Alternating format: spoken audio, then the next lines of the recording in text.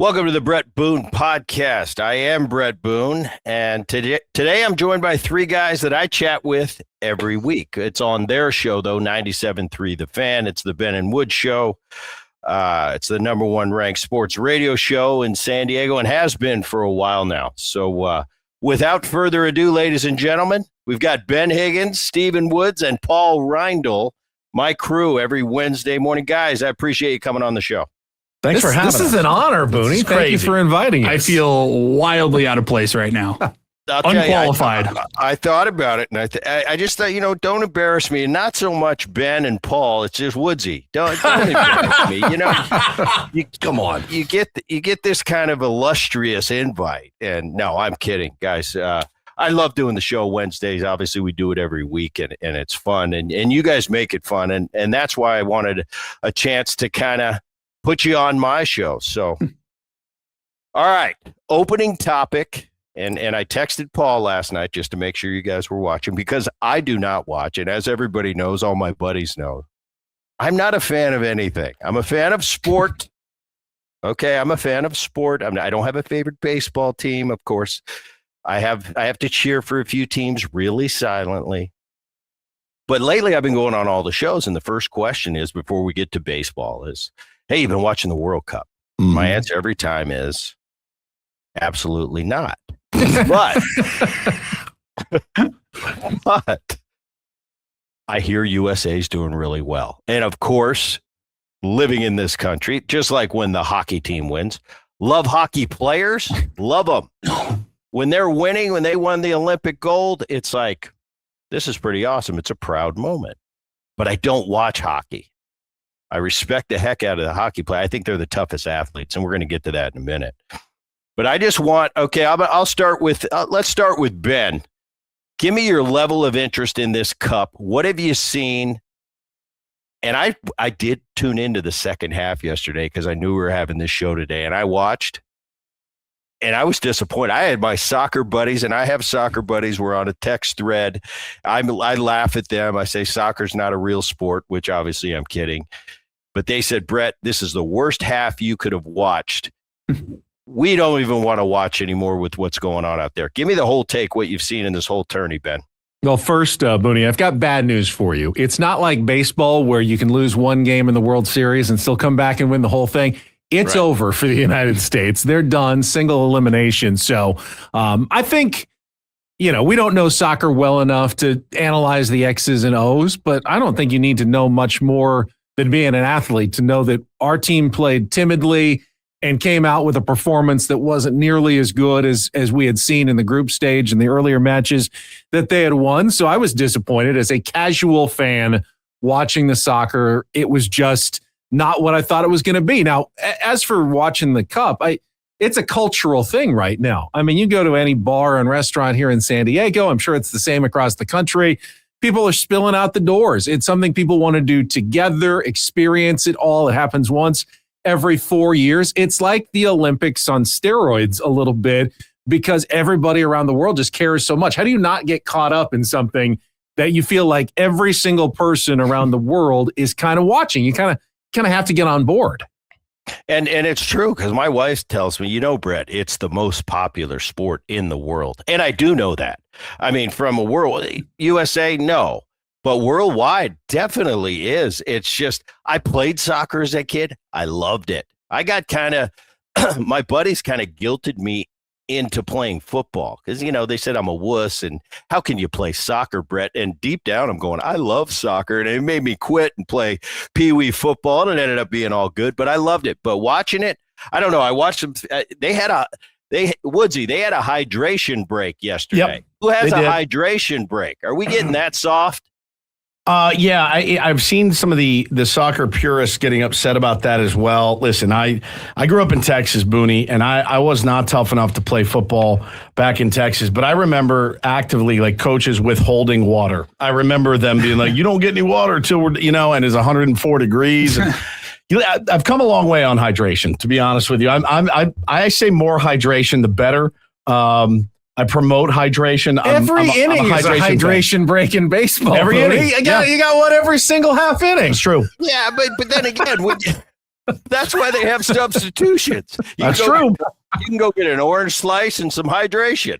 I really, it's crazy though, because I was like you, Boonie. I was like, I just can't do it, man. And all my buddies, my Euro trash buddies, they just loved soccer, and they just jammed it down my throat. And I'd watch it, and I'm like, guys, I'm falling asleep. But then they're like, yeah, but you watch 162 baseball games a year. I'm like, yeah, plus spring training, plus the playoffs, plus the World Series. They're like, that's plus not fantasy boring. camp. Plus fantasy camp.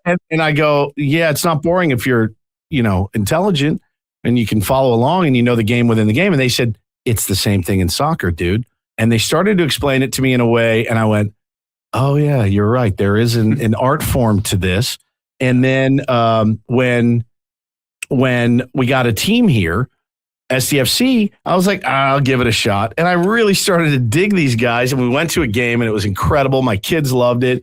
And so, yeah, I've come a long way on it. I've enjoyed this World Cup tremendously. I've found myself appointment viewing, like running home to watch games, which is so rare for me. Paulie, what do you think? You know what I noticed right away, Paulie? Yeah. Because the NBA's gotten to a point, and I can't stand the flop. I guess every sport, we pretend like we're hurt more than we really are sometimes. Sure. I used to do it when I got hit by a pitch, but I had a different reason. There was a method to my madness. Not because I was hurt. I wanted sympathy from the pitcher. I wanted to set up the next at bat to make sure he wouldn't throw me a fastball in. Now it becomes predictable. With the replay, you can't really fake it if you didn't get hurt. Back then, we had to sell it. The flop, it seems like, and this is how crazy I watch these guys, and I watch them fall, and it's always they're holding their ankle or something. Yep. The knee. I went to Grok, and I said, Grok, the AI, and I said, is flopping really this prevalent in soccer? And then the guy started getting funny with me, the Grok guy. And he's like, well, absolutely. They seem like they get shot by a howitzer when they go down. I thought that was funny. I just wanted to see if the flop was really a thing. Paulie, your take on the World Cup soccer as a whole? Yeah, I mean, the flop, it's still there. It still exists. I think for me, I have no shame in admitting out of the three of us, I'm the most casual of soccer fans. It's probably the nicest way to put it. My interest in soccer in general is like a 3 or a 4 on a scale of 1 to 10.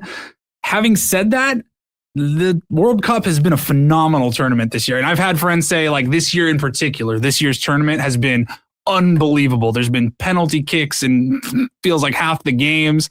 And for me, because I don't really... Obviously, you have Team USA as your dog in the fight, and they're eliminated now. But even throughout the tournament, Brett, because I'm not super attached to soccer, I found myself just watching the game still and rooting for Cape Verde and Norway and Team Mexico, like falling in love with the storylines, and maybe it's an underdog, or this country would really love it and appreciate it. It means so much to them. So I get myself involved that way, but ultimately, I'll pretend to care again in 4 years. Pretend to. Well, you know what I thought was cool though, and I did, and it was in Seattle yesterday. The game, the U.S. game, the level of passion that the fans have is unbelievable. And as much as soccer is not my game, I watched them in the crowd yesterday. USA head to toe. They had. I don't know how they got the drums in the ballpark. I guess you're allowed to bring drums. But I mean, these guys, like, and I was kind of a little bit envious. Like, that would be really cool being on that field right now. Because when you play this game, when you play whatever particular game you play, mine was baseball, you can't. I didn't care whether it was a hostile crowd, a crowd pulling for me. Just the energy and the passion coming from the fan, that fuels you as a player. Is like, well, I'm in foreign territory here. Maybe I'm the enemy today, but the level of the fan interact, it makes you feel so alive. Like, wow, I'm hated right now, but I love how much these fans are into it. And I was a little bit envious watching that yesterday. I thought it was really cool. I will admit that soccer fans work a lot harder than baseball fans. They do. And they're standing and chanting the whole game. It's honestly exhausting to watch them. I got 162 of these. With the drums and the songs. Like, I'm a baseball fan. I'm going to eat 2.5 hot dogs and have a beer and maybe pay attention a little bit and sometimes stop paying attention and just have a conversation with my buddy. That doesn't go on at these soccer games. There's No like here on the West conversations. Coast, people will wake up at 4 a.m. and be at a bar by 5 a.m. for a match to start. They might not sell anything at the concession stands at soccer games. You don't have any time to eat anything. You're cheering the entire time. Yep. But hey, maybe that's the reason it's the number one sport in the world, because these fans are there. You got to be a little cuckoo. But I if I'm in that particular sport, I love it. Do you think because the USA did well, and going into this tournament, they weren't even close to a favorite, but as well as they did, do you think that was the reason it's been so big, this particular World Cup, is because US was exceeding expectations? Honestly, I think this is one of those cases, Boonie, where the U.S. does not that they don't factor in, but obviously host country and things like that, that's important. But honestly, like, what I've come to realize is how important it is to the other communities, the other countries, like Paulie mentioned, Cape Verde, things like that. Those are the stories that get you. You know, we want to be the best at everything in the United States, and oftentimes we think we are the best at everything. But it's a good reminder that we got a lot of work to do, right? There's got a lot of work to do, and I think it's important to know that, like, now you're asking Padres fans this, right? Like, hey, did we do well enough? You're like, we did pretty well. Made it to the Sweet 16, I guess, of the tournament. Well done, US. That's beyond my expectation for this team, based on how my buddies have talked about the US men's team for years. So I don't know, man. I thought good tournament overall, but this is kind of what we've come to expect. Nothing shocking. You think the majority of the fans, like, in the United States, will they go back to being like Paul and myself? Like, all right, we'll see you in 4 years, or will it add a jolt to U.S. soccer? I think a majority will, right? I think MLS has done a lot of good, especially here in San Diego, for guys like me. More likely to tune in on a Saturday night to watch an MLS game. Until the USA breaks through in the World Cup and gets to final a couple four. more rounds further, I think that would captivate the country more. But until that happens, I think it's going to be the hardcore, the diehards. And then I think, like Wood said, the majority will go back to How many people are really bigger minor league baseball fans than they are major league baseball fans? And in soccer, the major leagues are played in Europe. Right. And if you want to watch a major leagues, baseball game, the soccer equivalent, you got to wake up at 4 a.m. on the West Coast here and watch it on television, or travel thousands of miles across the Atlantic to go see one of the top teams play.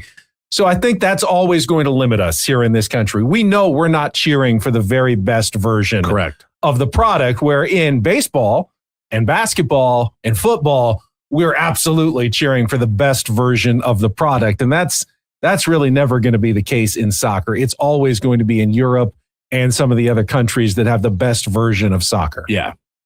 Yeah, I think that's true. And it is a cultural thing. I mean, when you're a kid and you grow up in Europe, your first Christmas, you probably get a soccer ball under the tree. Question. Whereas in Canada, you probably get a hockey stick. Yep. And in America, you're either going to get a football, a baseball, maybe a basketball. But you're right, it is culture, and that's what they grew up doing. That's what they love. Japan, you're going to get a baseball bat. Yep. You're going to get a glove for your first holiday. So yeah, I'll tell you, Boonie, you got to get the soccer is great, and so many kids play it. But we got to get the soccer field. You got to get the soccer players off the baseball fields, because as a coach, every time I go to have a practice or a game, I got to move. They're literally renting out the outfield. I'm not joking. I went to book a field the other day, and they said, "Yeah, you can have the infield." And I go, "Guys, this is for a scrimmage." And I said, "What's going on in the outfield?" They said, "That's a separate fee." I go, "What's that for?" They go, "Oh, it's for soccer." I go, it's a baseball diamond. Like, you're telling me I can play a scrimmage on the dirt and the dirt only? That's it? Everyone talks about youth sports, Boonie, and the number one problem for youth sports, they always say, is the parents. It's not. It's the field space. Field space. You can't teach these kids baseball. Why? There's nowhere to teach them. Nowhere to teach them. Teach them on the left side of the infield. Left side of the whole, yeah. I'm supposed to play a scrimmage on just the dirt, and the ball could, if my son gets a hold of one, hits it in the gap, it's going to hit a bunch of 6-year-olds playing soccer out there. So it's maddening. So I love soccer. Get your own space. All right, this goes to a wider sub, and I mentioned the flopping earlier, but I'm talking, you guys do this 5 days a week. You cover all sports, and it's like when you look at sports today, and I'm not going to sit here, my guys, we were so tough. But I look across, you hear, and maybe this is a generational thing. I'm sure my grandpa said this about dad. I'm sure dad said this about me. You guys are soft, you're weak. And I do think as time goes on, we do get weaker. And I think my dad was tougher than me. And I think Grandpa Ray was tougher than dad. I really do.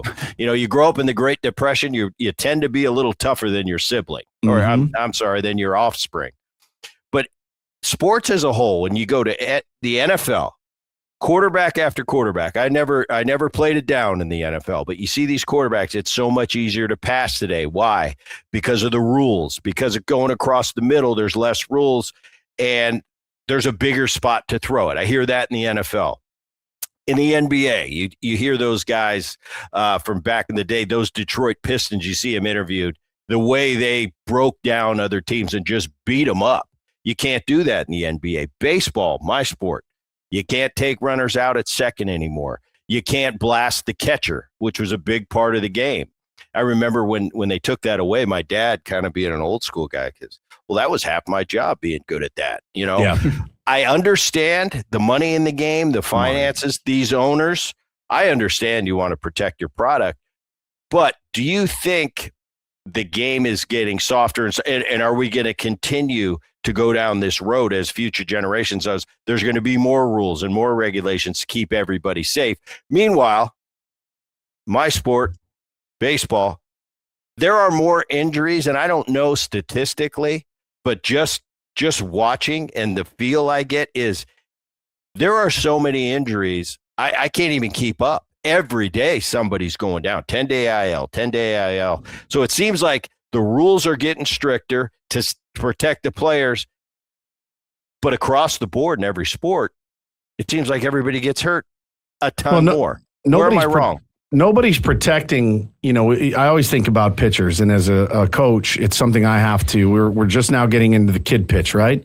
And I have to protect these kids' arms. It's my duty to do so, and I take it very, very seriously. And chasing some $5 plastic ring on a weekend up in Riverside, my kids playing 6 games in 3 days or 6 games in 2 days. It has no interest to me. My job is to teach them the game and protect their arms. And I just saw a tweet come out today. Game Changer is an app that a lot of coaches and parents use, and you can track the data.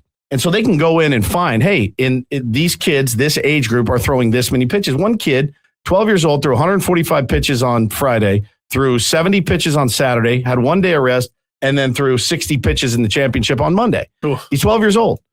I wonder why his arm's done at 17. The chasing velo is a big thing too. As far as it goes, like football, basketball, like you said it, Boonie, right when you were asking the question.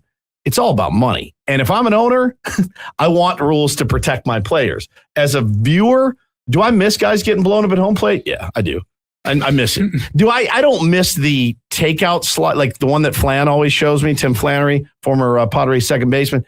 I mean, he shows me when he's getting killed, and I'm like, Flan, I don't want that for... That'd be assault now. I don't want that for Xander. I don't want that for the guy sliding into him. I mean, I'd like you to have a long career, but blowing up the catcher, I always liked. I always thought it was great, and it was like, you have all this gear on. He has a shot to take you out. Woodsy, that's the one thing I do hate the most at all. Because you know what? I've come around on a lot of the modern game. It seems like every couple of years we have a new rules being implemented. Yep. And of course, at first I always say, that's not going to, I've been pleasantly surprised at the rules changes in the game of baseball. I think a lot of them, for the most part, that I questioned at first or was a little bit skeptical of, more times than not, I'm going, I was wrong. And it is better for the game. Yeah. But taking out the runner at second base, you miss that? That is my bread and butter. That is what we could hang our hat on as a second baseman. It's like any shortstop can move over to second base physically, talent-wise, and play the game at second base. It's almost an insult to a shortstop to put him at second. Sure. But where I made my money and earned my stripes was that game on the line. Pick somebody. Albert Bell coming in and wanting to knock me into left field, and me hanging in there, turning it right in his face, flipping up in the air, don't get hurt, and just laugh at them. Like, if I do this correctly, you cannot hurt me. And that's where we hung our hat. That's what separated the good and the great second basemen, the guys that could turn it with somebody in your face. Nowadays, anybody can turn a double play. I can put a left fielder at second. And no question. You can't run into me. So, we have a right fielder at second base here. So, right. Personally, I'm offended by the rule. But I don't think I disagree, Boonie, that today's players are softer. I know why people have that perception. But what did John Kruk used to say? You can't pull fat. You can't pull fat. The guys train so much now because to get noticed, you really have to be an athlete. There's a couple of exceptions of guys who are still a little hefty, but for the most part, aren't guys now in so much better shape than even the guys you played with? Certainly the guys your dad and your grandpa played with. And with all that training and all that speed that they unleash out there, the strength, it's going to come with more muscle injuries, but you have to get that in that shape to be able to excel on the major league level. With pitching, it's obvious. You don't even get noticed unless you throw high 90s anymore. But to throw high 90s, you have to put your arm in incredible risk throughout your entire life to build it up, to get to that level, to maintain that level. You are, of course, going to get more injuries, but it's because you're training harder, training longer, doing more to get to that level. That's not soft. That's hard work. That's much more work that they're putting in the gym than guys ever did 50, 60 years ago. But that is also leading to more injuries and the pulls and the strains that you see from players on a constant basis now. We're trading all of that toughness from previous generations into still like the most elite of the sport that we've ever seen. I mean,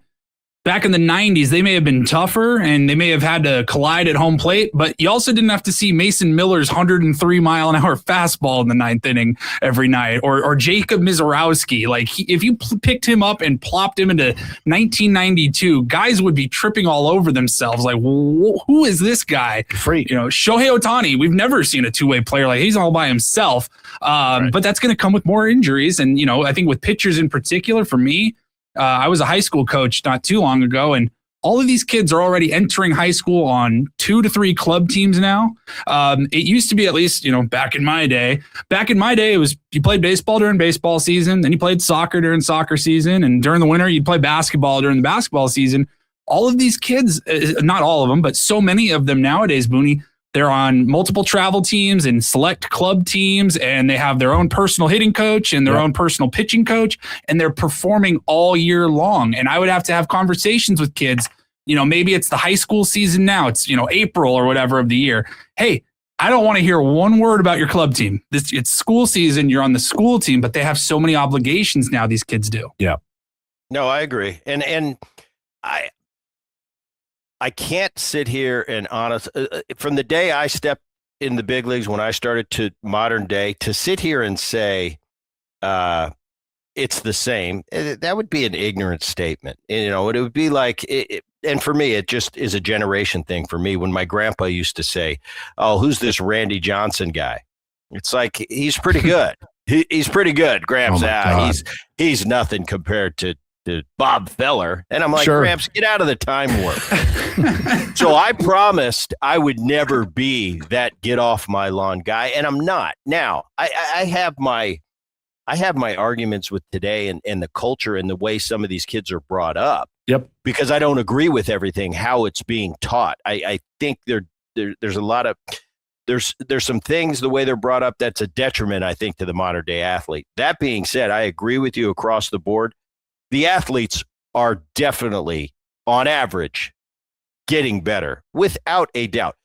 To sit there and say, yeah, I think the gun and the numbers and the velocity is a little bit for entertainment value, and I think it's beefed up a little bit. That being said, across the board, I'd be lying if I sat there and said, in 1997, in the middle of my career, across the board, on average, they were throwing just as hard as they are now. That's nonsense. The sliders are a little harder. They're not up as much as the numbers say, but they're definitely up. And in 2050, these guys playing today, their kids are going to be coming up saying, Dad, oh, Shohei Ohtani wasn't that great. Right. Because there's going to be 4 more, and you're going to go, wait a minute, kid. You had to be here. He was the pioneer of this movement. So I think we just have to be rational about things. And I laugh at my generation when they sit there and say, no, everybody in 1994 or even 2003 were throwing just as hard across the board as they are now. No, they're not. Guys were going 6, 7, 8 innings starters. Yep. They were expected. There weren't the finances that are put into the bullpens nowadays weren't a thing. You had your closer, your setup men in my generation, which was starting to be a thing. Now teams build teams, and San Diego Padres, they build teams. They put monies into the bullpen. That's a thing. Back in the day, it wasn't a thing. You spent all your money on your hitters and your starting pitchers. What was ever left over, you threw into the bullpen. Now they're throwing money in the bullpen. So I think, and look at the NFL. I look at the NBA. I love the 80s. I love the 76ers and the Celtics with Larry Bird and Showtime with Magic Johnson. It's the greatest. But as far as the athletes there versus the athletes now, wildly different. Right. You can say the game was better back then. That could be your bias.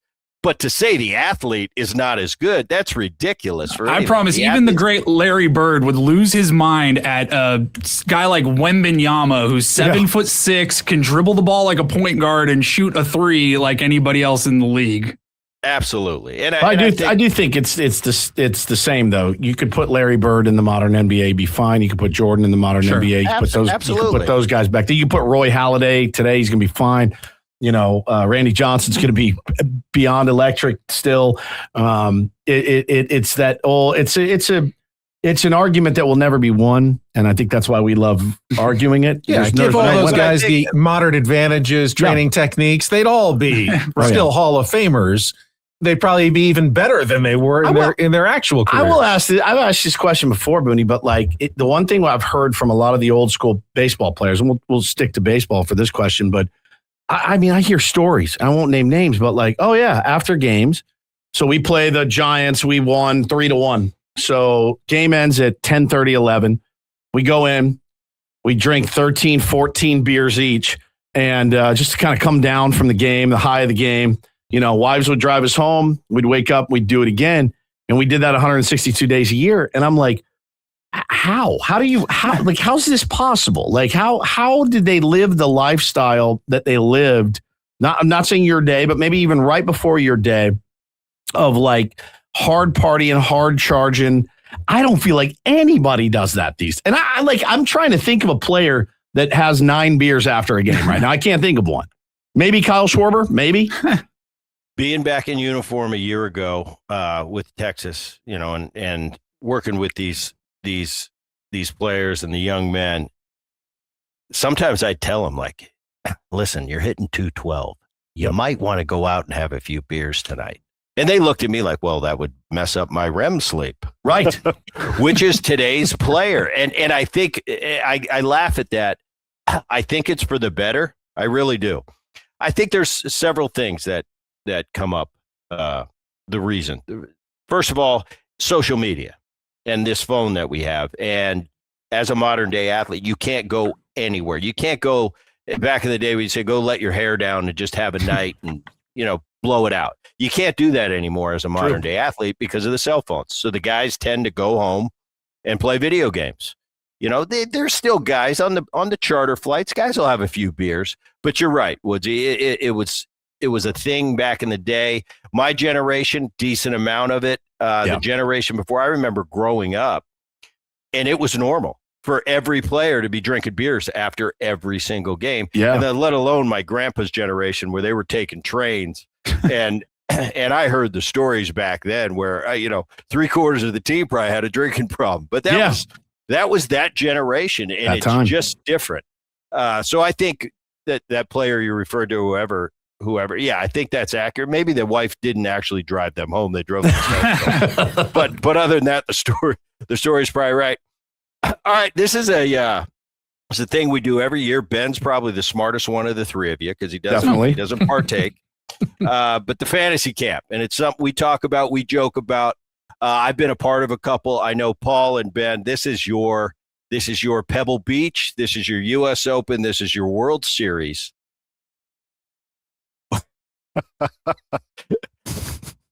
I love it because as a coach, when I remember they first asked me, I'm like, I'm going to go watch a bunch of knuckleheads go. I remember. Live out. I was going to say, there. does your audience need to know what fantasy camp is?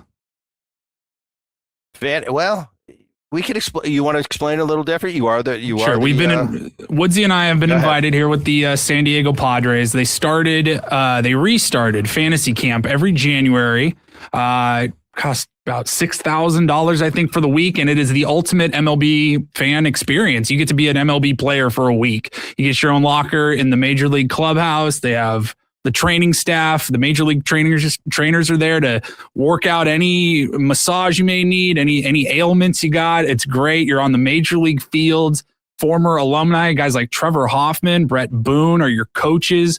It's the best week of the year. We look forward to it every year. We've kind of helped grow it from 21 players the first year to over 100 this last year. And Boonie's been out there a few years with us. Well, awesome. I just remember when Boonie showed up, you could see the disdain in his eyes when he looked around. And then by the end of camp, he was snob, wasn't I? Yeah, you were. The average age of the camper is 55, I'd say.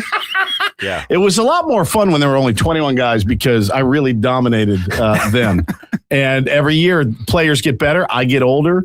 And I really know what it's like to be an aging vet now. Now I'm like, I can't hit these young guys anymore like I used to.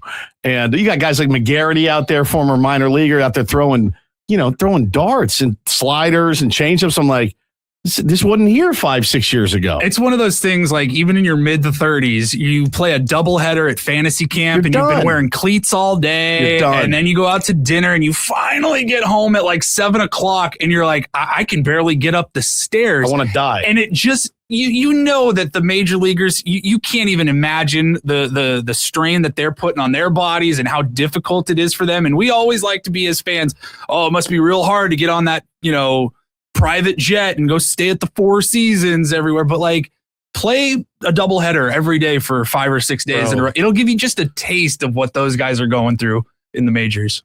And then you guys got to do your show. You're doing your show every morning. Every morning. And then Ben's sitting there laughing at you because you got your hammy wrapped. And Ben's going, well, I got the rest of the day off. I got go play golf. I go play golf. I like the spring training lifestyle without the baseball. Yeah. Eat at the training table, watch about an inning or two, and then head to the golf course. That's right. That's how I like to do it. He really does it right. I'll tell you what, I did go into it, and you're right. It's not that I felt disdain. That's funny. I could see it in your face. But I did kind of get guilted into it. So, it's been years and I've been asked to go to fantasy camp. I'm like, fantasy camp, come on. Anyway, I get there.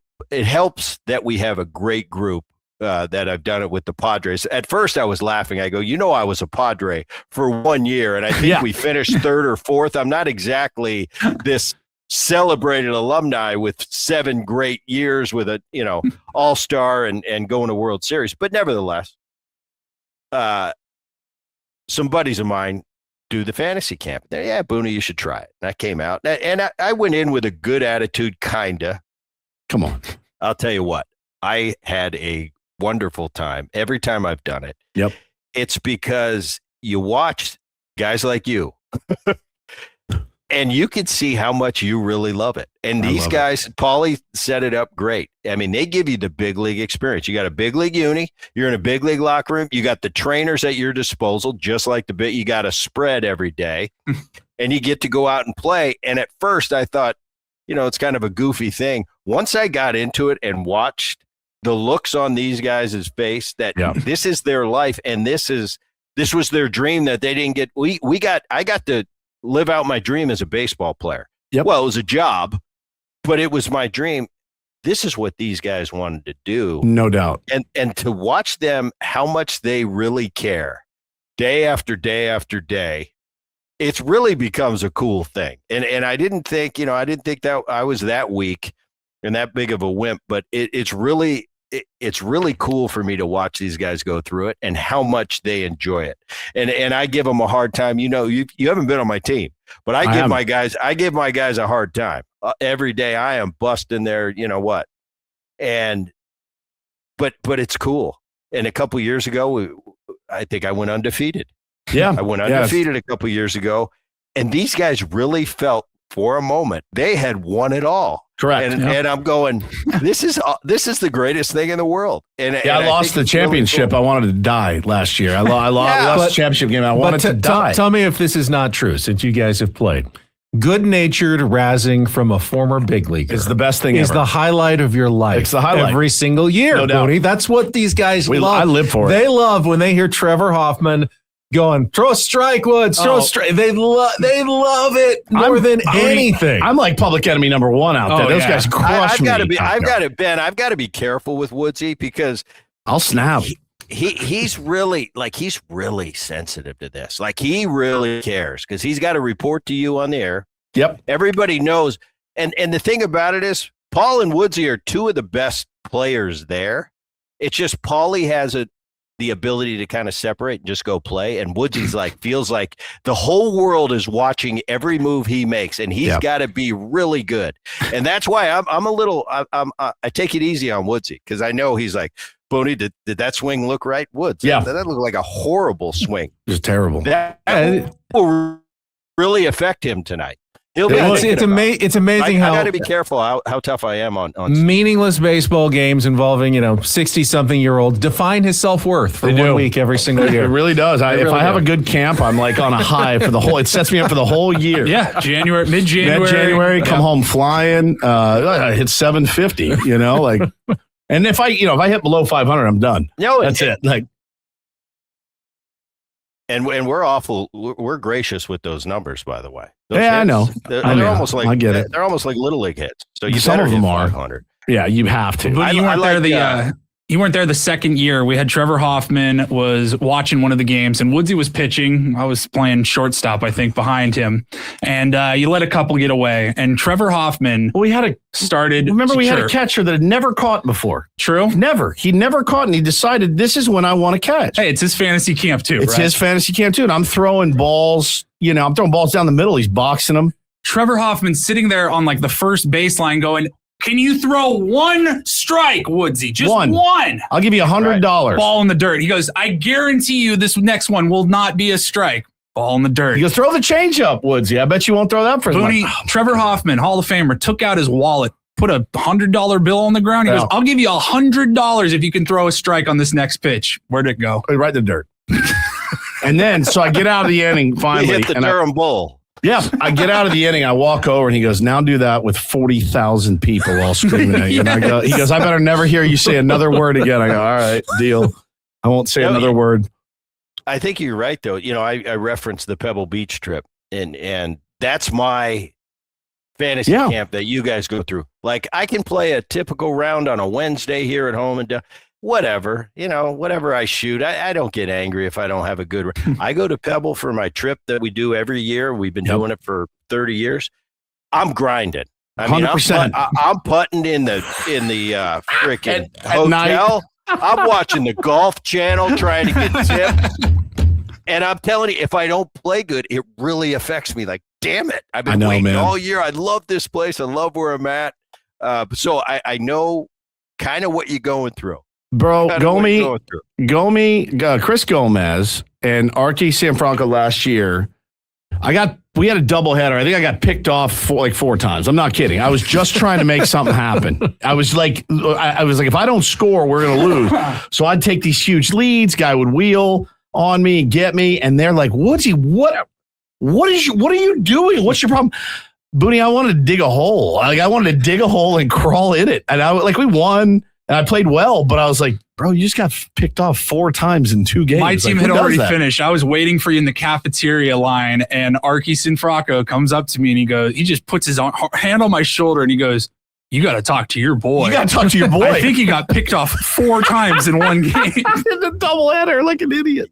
You got picked off by 4 times in a game with it. Some of these players, they're rough. It's not like we're playing a talented level game here. You got a few guys here and there. It's true. Ben, do you see it truly in Woods' work after he comes home from a fantasy camp and he had a rough one? He really wears it for a while. How long is it before it wears off? Oh, He weeks. starts counting the days It affects him for weeks. They put so much of themselves into that week that if he doesn't play well, I can tell on the show, like it affects his mood, Boonie. Boonie, yeah. I got to tell you, I played a game on Father's Day, and I wanted to tell you about this. And I talked about it on the air. I think it's the single worst baseball game that a human has ever played. Ever. And it was on Father's Day. And my wife goes, if you want to play on Father's Day, go play with your friends. 35 and over league. All right. Go out. I drive all the way to Otay Mesa. It's 45 miles from my house. I drive out there. My kids are like, oh, all right, Dad, see you later. My wife said, do you want us to come? I go, no. If you guys stay, it's a long drive. I get out there, Boonie. I get punched 3 times. I drop a foul pop. I had a ground ball go right through my legs at third, and I played one off the hip. At third, I had 3 errors, 3 punches, and I drove home. It was Father's Day, and I was like, "You're the worst father of all time for leaving your kids." Number 2, it's time to hang them up. You suck so bad. Like this is, and I just thought about it, but I came in the next day and I go, I'm no longer qualified to ever criticize a big leaguer again for an error. Never. Like it's just the hardest game known to man, and I've been playing it my whole life. I didn't put any work in that week. I didn't hit off the tee, and I was surprised about these results. And I just go, man, it's such a good lesson. I told my little leaguers about it. I said, I didn't put in any work. How can I even be mad? Like I did not work at it at all. I just expected to roll out of bed and go out there and be able to perform. And man, it opened my eyes. And I've been a little bit more reluctant to rip on a guy that boots one out at second base because it's just the hardest game, man. Yeah, but come on, you can still get on that guy. He makes a lot of money to boot that ball. That's true. When you make that kind of money, and when we sign on the dotted line for what we do, you gotta be able to take criticism. If not, it's not the lifestyle for you. So for sure, that's one thing. Okay, our wheelhouse, and I'm sure we'll talk about this tomorrow on the Ben and Wood show. But Padres have had a rough stint. How you guys holding up? I think they've lost 9 out of 10. Yep. Bueller, who is doing a great job for us, has back-to-back the 2 worst outings of the year. I think he gave up 16 runs in 9 innings. It's just injuries all across the board.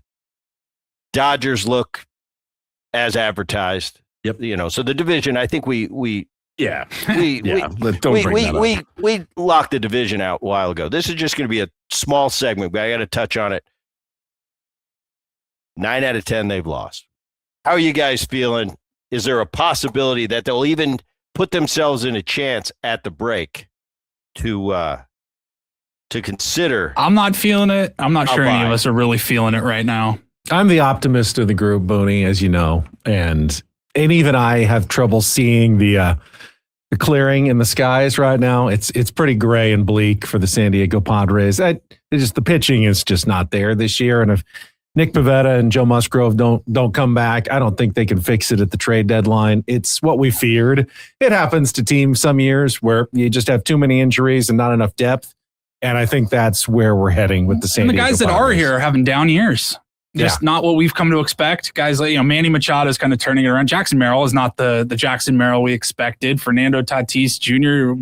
didn't have a home run for 2.5 months of the season.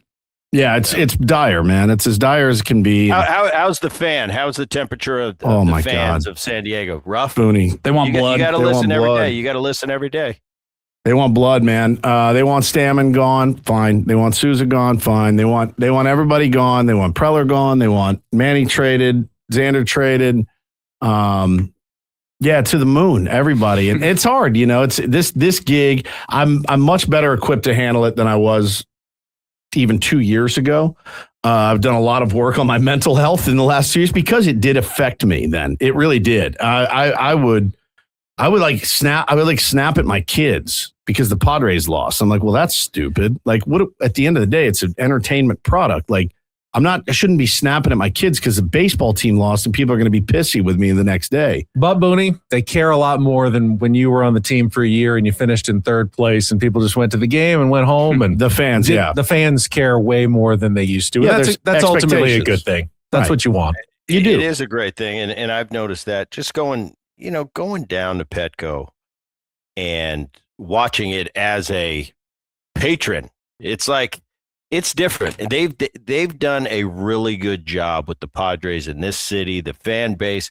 You're bringing in, it seems like now, when I first retired and came home, it seemed like nobody really cared about the Padres. It was fine. It was, but you've got like young kids that aren't true baseball fans. They're walking around with Padre jerseys. Oh yeah. So I think they've done a great job. You pack that yard. It's one of the nicest ballparks in all of baseball. So yeah, we'll see. And I didn't want to talk about it too much because I know we'll be talking about it in the weeks to come. I'm interested in this, and then I'll let you guys go. I know you've had a long morning, and now you're taping this, but the three of you have been together for a while, very successful, killing it in the San Diego area. Is it like a marriage? You guys got to show up. I know as a player, I had 24 teammates, and I had to show up, and we could keep our distance, and I loved all my guys, but we had times apart. We play the game, we go home to our families, just like you guys do. You guys are in a studio together, and I know you're friends and you respect it. Is it like a marriage at times where it's like, I'm sick of seeing your face today? Or is it that good where it's just, hey, this is what we got? We've all had different radio partners before, and it's easy. I tell Benny all the time, and I make sure to tell him, like, you're my true radio soulmate. Like, straight up, the chemistry that we've developed over the years. I know what he's going to say before he's going to say it. I think he probably feels the same about me. Paulie is like the glue in the middle, and I think there's just the thing that makes it hit home, I think, for the audience is like, I genuinely love them, like, as people. Like, I love their talents. They're both supremely talented at what they do, but they're just good people. And that is so rare in broadcasting. Like, I can't even tell you, Boonie, how rare it is to have a good human being with faults and things that, Ben makes me crazy sometimes, and I make him crazy, and Paulie makes me crazy, and I make him crazy. But they're genuinely good dudes. Like, they're good-hearted people, and that means everything. In some ways, and don't take this the wrong way, it's more intimate than a marriage. It is. I mean, how many spouses out there do you actually sit and talk to the other person for 4 hours a day? Really more about like 5, like 4.5, 5, because of the time you get in pre and post. Plus all the other things. 5 straight hours of just being there. Yeah. Today's 6. Today's 6. Yep. Today's 6. That's a lot of time to communicate with 2 other people, more than you're used to. And yeah, I think I know more about these guys than probably my own family members. Yeah, no question. Paul, in the day-to-day, give me a quick rundown. What do you do? It's okay. The show ends today. You go home. How are you getting ready for tomorrow's show? Do you guys have a text thread? Or are you talking every night? All right. 3 of us are constantly texting, and we'll send each other something on Instagram that we see that, hey, this is actually pretty funny. We could probably do something with this tomorrow. So we'll do that. Look, we work in sports radio. So for the most part, and it's sports radio with an emphasis on the Padres baseball. Padres baseball doesn't start until 6:40 tonight. So you can't do a whole lot of prep on the sports that haven't happened yet. So my day consists of, collecting a few things, story-wise, news-wise, that we might get to tomorrow. And then it's really just kind of putting together a frame for the show. And then the 3 of us will get in around, 5:15, 5:20 every morning and kind of put some final touches on the show. But I think we've gotten to the point where our show is a little bit formulaic, and that can be a good thing. And it can also be a bad thing. You can find yourself getting into a lull at times when it's just, you're doing the same thing every day. So we try to break that up as much as we can. Yeah, and I think you have to have a formula. It'd be great if you could just wing it every day and be off the charts entertaining. I mean, I don't know who can do that. Maybe Vin Scully. That's about the only guy I know. Just riff and vamp by himself for 4 hours. I mean, if he didn't have a baseball game, even Vin might have struggled a little bit. Maybe over the course of 3 hours. He had a baseball game to structure it all around. And so it's you guys talking every night, back and forth, getting it. Okay, now you're going to bed, and you got to have an idea. Now you get to the yard, your yard, which is the office, the studio, and now you go over your final touches, and you go, all right, this is what we got. We're going to hit this. Boom, boom, boom. We got a guest here, and it just goes off like clockwork. It does, but it also like our morning. I always look at it as like you got to rev up the car on a cold morning. You know, you got to start the car, give it about 30 minutes, and then before you want to get in it. I spent some time on the East Coast. Nobody knows what I'm talking about. Cars here just in San start Diego. right. Cars right just away. start in San Diego, but you want to warm that car up. For me, I don't even really like talking about the upcoming show. I'd say 99% of the time, Ben will just look at me for the opening segment, and I kind of run that and structure it myself. There's times, Boonie, when the music is playing, I don't even know what I'm going to say yet. And I love that feeling of like without a net, like, all right, man, the curtain just dropped. What do you got? Be entertaining for, 22 minutes, 25 minutes in the first break. And we almost never miss, knock on wood. Like we almost never miss in that opening segment. Some days part we do. of it too is we'll start to like have something funny happen, or we'll start to talk about something funny, and then we'll just shut up. We'll say stop, save it for the air, because you can't recreate that authentic reaction twice. The coolest part about these guys both, it's like Ben he'll look at me sometimes and his face will drop. He'll go, I've got something. And I'll go, all right, I can't wait to know what it is. And I will have no idea. And then he'll hit me with it and I'll be like, oh my God, you did that? Like what? And he doesn't tell me. He just surprises me with it. My natural reaction, anybody's natural reaction is always better.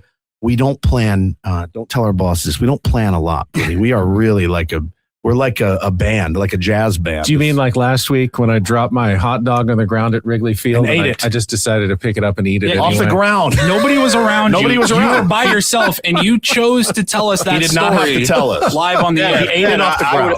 I would have done that. Okay, good. Right. I'm not the only one. I mean, it's still a perfectly good hot dog. Yeah, The with ground feces on it from the ground. looked reasonably clean. I'm going to eat that anyway. Yeah. Yeah, that's something I would do, and really wouldn't worry about if anybody saw me. And I'd pretend you're to Bret wipe. Boone. I'd pretend to wipe the dust off, and then I'd go, I've had at it. I listen to you guys. What I do, because I do a bunch of different shows throughout the week, and I find it like it's kind of easier for me because I might use some of the same sentences, some of the same verbiage, but I'm thinking, well, it's kind of fresh for Atlanta because they didn't hear me use that over here, But do you ever get that in your mind? Because I know I fight it on whether I'm doing the podcast, whether I'm doing a show. It could be anywhere. It could be an Odyssey company, it could be the Fan in New York, it could be an ESPN, an MLB hit. And sometimes when I'll get into, explaining something. And I felt like I've explained this 1,000 times. And I start to question myself, like, I'm sick of hearing myself explain it. Yep. On the day-to-day basis, like you said, doing 4 hours a day to keep it fresh. And that's why I have a lot of respect for guys that do what you do. Because I'm like, anybody thinks, I could do that. I could get on the radio and do that. I could do anything. I have this knowledge. I can speak. I'm, well-versed. But try doing it day after day after day. It's like doing a baseball game locally. If you're a Padre announcer, you got that same audience every single day. They heard that stupid story that was funny the first 3 times, 10 times later. Now you're doing the national and you're popping up and you're doing one game a week. Well, it's fresh. I got new you're stories. so dynamic. Yeah. Right. It's tough doing it every day. And I know you fight it. All of you sit there in your head and you tell something. You're like, have I told this before? But I got to get through it because it's a good story. Do you guys fight with that on the daily? Every day. I mean, but for us, I think we have kind of a rule, at least I do. If I'm not feeling it, I'm just going to tell you I'm not feeling it. I stopped trying to be a sports radio host about 6 months into our show. And I said, I'm just going to be honest. And I'm going to be vulnerable and I'm going to be honest. And that's what's worked. And because you were staying up and watching like Cleveland Cavaliers basketball on a Wednesday because you're like, well, it's sports and I'm a sports radio host. I have to do it. I have to be knowledgeable. And then I go, well, I don't even like the NBA. And then I realized I could just get on the radio and say, I don't even like the NBA. And so, no, I didn't. You asked me if I watched the game. I was like, nope. Why not? Because I didn't want to. I was tired. I got a newborn, or I hate basketball, or like I'm not a fan of this. Once I found I can just be who I authentically am, that's what's cut through for me, at least in my career, is being vulnerable, honest, and being able to say, yeah, I watched the game for 3 innings and I turned it off because I I was busy or they sucked and I didn't want to watch and I needed to protect my peace. And so like I was just getting mad watching it. I decided to go out and throw the ball with my kids. Years ago, that would have bothered me. You know, I've just learned to be myself, and hopefully that's good enough for people. And if it's not, you know, there's plenty of other options out there for you for sure. But like, it's great having a partner like Ben too, because I know he did stay up and watch the game. I know that. Like we complement each other, and I know that like he'll fill you in. He'll fill me in 100%. Like you couldn't have two hims, you couldn't have two me's. Right. This is why it's been the perfect marriage. It's the very much the odd couple scenario. I like sports, but I love radio. I love radio, and I like sports, but I love the art of radio. And I love sports, and I like radio. Exactly. Like it's a perfect combo. I love the art of entertaining. Yeah, and Paulie, I like sports and I like radio. Yeah, Paulie likes sports and likes radio. There you go. Yeah. Guys, so it's been a great combo. Yeah. Well, guys, I appreciate you taking the time today, man. I think it's cool. Like I said, I love working with you guys. Thank you, Boonie. Get to come on once a week. I think, you know, we have some pretty cool interviews and we do have a fun time. And I appreciate you guys. And I wish you all the best. You know, stay number one. I know you will. You've been doing a great job. You entertain these guys. I even listen once in a while. You can believe that. You know, the disdain that I have. I even pop into my boys and listen once in a while. Thank you. So I appreciate you guys taking the time today. I know it's been a long morning, but I appreciate it. And I'll tell you this, just a compliment from us. When you first started on the air with us, it's been a while because you said, I want to get into broadcasting. And we're like, yeah, bro, come on anytime. We all grew up watching you and admiring you for sure. And to see, like, to listen to how great you are at it now after all these reps, compared to where you were is crazy. Your stories every week are the best. Well, you bring us credibility on our show because we're able to ask you, former big leaguer, about this in baseball. Right. Because we can speculate, but we weren't in the locker rooms and we weren't on the team planes. And we were at fantasy camp, Boonie, but that's about it. But like to see what you've built has been really impressive from our end too. So the fact that you wanted us on here is mind-boggling and awesome, and you're doing a great job too. Your guests are second to none. Dusty Baker was phenomenal. Well, they used to be, and then you had us on. Well, what a letdown right after Dusty. But just legendary interviews, man. So keep up the great work yourself. I appreciate it, guys. And all right, brother. For all you guys out there, check it out. The podcast now. Check it out on YouTube. For those of you who download the podcast weekly, it's on the Odyssey app or wherever you download your podcast. Till next time, keep it here. Thanks, guys. Thanks, Boonie. That was awesome. Thank you.